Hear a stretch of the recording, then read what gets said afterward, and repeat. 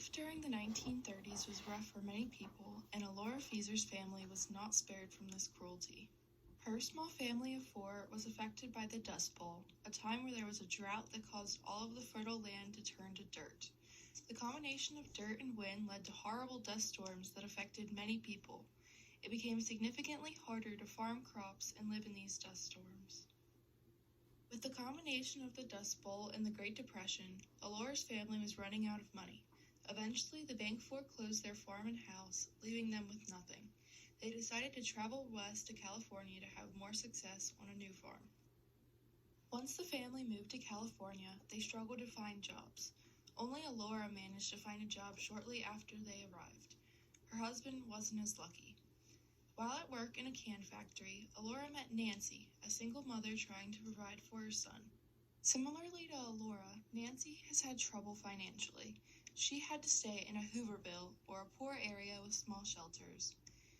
Nancy also had to use bread lines and wait in line just to get food. She had it a lot harder than Alora. Alora did not like President Hoover's response to the Depression. She believes that the Hoovervilles and bread lines were not very efficient. Hoover did not help the country get out of the Depression. He just let it get worse.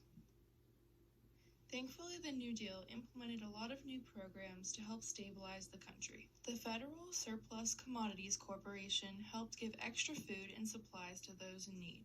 The Social Security Act helped give financial aid to single mothers and the elderly. The Agricultural Adjustment Act helped the prices for crops go back to normal.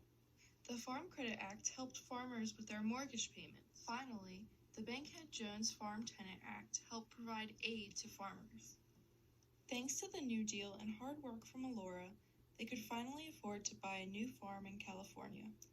Alora thought that President Roosevelt was doing a good job, but he could be doing better. Even though he helped many people with things like the bank holiday and providing relief in his first 100 days, there was a lot of discrimination. Alora agreed with many of the critics like Huey Long. He believed that the government should have taken money from the rich and given it to the poor. She also believed that Roosevelt's court packing scheme was a bad idea and turned many people away from the New Deal. In the end, Alora and her family were able to get back on their feet and have a successful farm. Alora and Nancy stayed best friends for years, and Nancy even helped on the farm occasionally. Their family managed to get out of the Dust Bowl and live through the Great Depression.